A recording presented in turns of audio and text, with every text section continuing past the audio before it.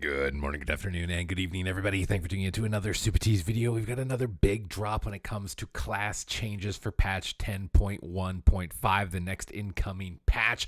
They've already revealed a ton of news for Fire Mage that's making it look like it could be the strongest class we've ever seen throughout Dragonflight's history at this point. Holy Paladin is getting a huge amount of touch-ups and some returning abilities like Divine Plea mechanics in PvP, which looks amazing. And now in today's video, it seems like Warlocks are going to be getting a little bit of special treatment when it comes to class overhaul. And if you want to make sure you're staying up to date with these class changes, tier lists, entertaining and educational content for World of Warcraft, then make sure to smash the subscribe button. Your support is greatly appreciated on my long-term goal of getting to 100,000 subscribers.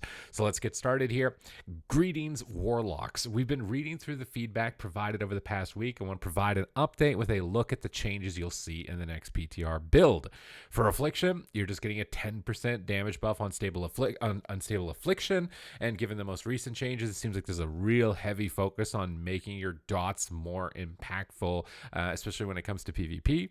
Seed of Corruption's cast time is going to be reduced to 2 seconds from 2.5. Likely, again, not going to impact too much on PvP, unless we see maybe a return to the Seed of Corruption style play that we saw in Legion, which I think is unlikely.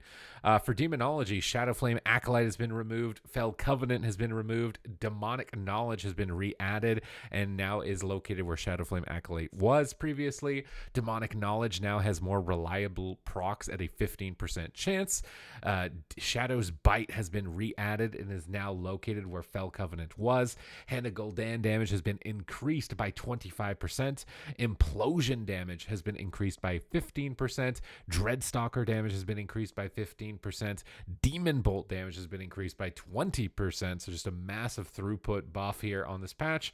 Bile Scourge Bomber Soul Shard cost has been reduced to 0. It was previously 2. In PvP, again, this is a really tough one, AoE to use. In PvE, possibly this is going to now see some more play. Umbral Blaze now has a 15 to 30% chance of occurring, up from 18 to 15%. And Umbral Blaze now retains remaining damage when applied. Your 2-piece tier set bonus has been adjusted. Demon Bolt damage has been increased to 20% from 15. And consuming a demonic core reduces the cooldown of Grimoire Felguard by 1 second. This will have no effect in PvP combat. So unfortunately, this buff is not going to be carrying over, but seemingly all of these other ones will. Dirty Hands has been renamed to Malefic Impact. So just massive buffs, it seems like, overall towards Demo and Affliction so far through these changes. For Destruction, Crashing Chaos has been redesigned. Summon Infernal increases the damage of your next 8 casts of Chaos Bolt by 50%. It's only going to be 10% in PvP combat. Or your next 8 casts of Rain of Fire by 70%, but only 15% in PvP combat. Dimensional Rift damage has been increased by 15%. I didn't know that Warlocks needed this much power. I mean, Affliction, yeah, sure, but Demonology and Destro, 10.1.5 looking like a crazy train when it comes to some of these classes that were already in a good position, most certainly.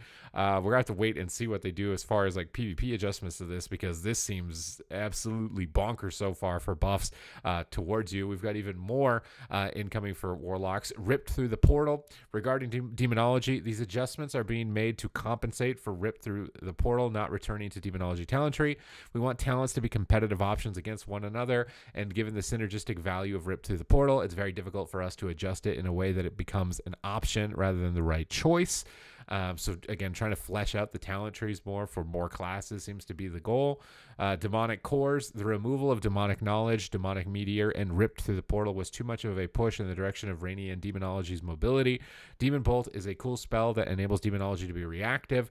We don't want to create a drought of Demonic Cores, but at the same time, we don't want it to be the only generator you cast. By re-adding Demonic Knowledge, the cadence of Demonic Cores should be in a healthier place.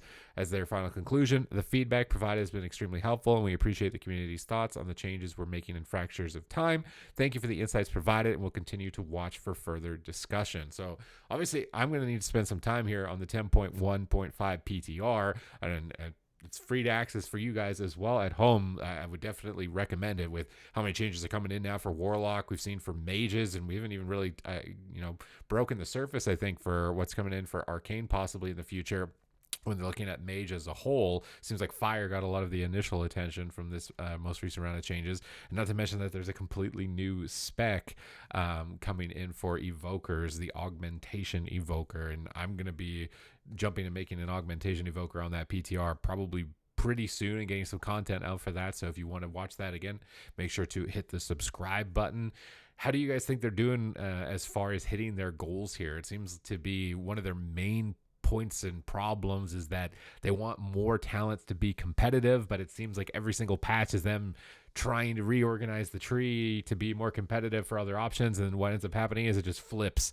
The talents that were previously never taken are always taken, and the talents that were previously always taken are now never taken, and it seems like it's just a constant flip-flop of meta options and meta builds. Do you think it's possible to hit a point of talent parity where players can move down through the trees and pick seemingly as they will and as they wish, or is this kind of an impossible goal to achieve? Because right now it's looking more impossible, I think, as the days go by, unless you're strictly looking at, well, you can take these talents in PvP, they're going to be really good in PvP, or you can take these talents in PvE, they'll be really good in PvE, but they're always going to be locked within their kind of like given area of the game. Seems to be the ultimate kind of endpoint for it. While I do enjoy the little tiny tweaks I can make, I don't know if it's ever going to be possible to hit the point where every single talent is going to see that level of play, unfortunately. At least that's maybe my pessimistic point of view. Let me know what you guys think, if you think it's possible to achieve this in the comments down below.